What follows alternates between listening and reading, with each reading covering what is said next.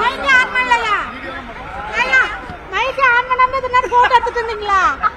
இதுலயும் ஏமாத்துறீங்களா? அப்பதான் ஏமாத்துறீங்க, இப்போ ஏமாத்துறீங்களா? இது எப்பவுமே ஜெயிக்காது. தர்மம் ஜெயிக்கும். ஐயாவை ஏமாத்துற மாதிரி எங்களை ஏமாத்த முடியாது. ஐயாவை நல்லா ஏமாத்து ஐயா, தர்மம் ஜெயிக்குது. தர்மம் ஜெயிக்கும். இல்ல இவ்வளவு நாள் ஐயாவுக்கு தோல்வி போதெல்லாம் பேசாம இருந்தாங்க.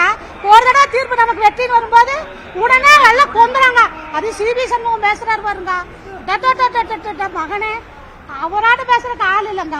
அது நல்ல மன்னன். என்ன மன்னன் நீங்களே தெரிஞ்சுக்கோங்க. ஏங்க ஜெயக்குமார் நியாயமெல்லாம் ஒரு நியாயமாங்க. அந்த ஆளுக்கு மைக் கிடைச்சா போகுது. நாங்களே எப்பாவது கிடைச்சாதான் பேசுறாரு. 20 நாள் மைக்கு முன்னாடி இருப்பாரு. அவர் என்ன வாயில வரும், மைக்கு கிடைச்சா அக்கால் போக மாட்டாரு. பேசுறதா வேலை அவருக்கு. மீடியாவுக்கு வந்து நாங்க ஒரே ஒரு விஷயம் மட்டும் பதிவு பண்றோங்க. ஏன்னா இப்ப நாங்கெல்லாம் வந்து எங்க இருந்து வந்தோம், வாக்குல இருந்தா புதுசு வந்தோம், எல்லாமே அதிமுக காரங்க தானே. அப்ப ஏன் அந்த மாதிரி ஒரு பத்திரமா பேசுறாங்க அப்படின்றது தெரியல. எங்களுக்கு அவங்கள பேசுறீங்க, நாங்க அப்படி பேச மாட்டோம்.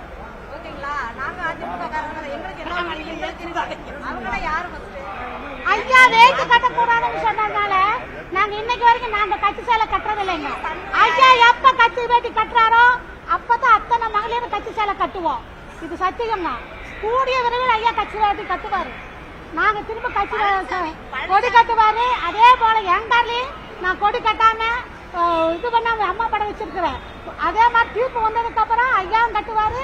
ஐயா கொடி வைப்பாரு. ஐயா அம்மா படம் வைப்பாரு. ஐயா கட்சியில கட்டுவாரு, கட்சி வேட்டி கட்டுவாரு. நாங்க கட்சி சேலை கட்டுவோம். என் கால ஏடிங்க கொடி பறக்க வைப்பேன்.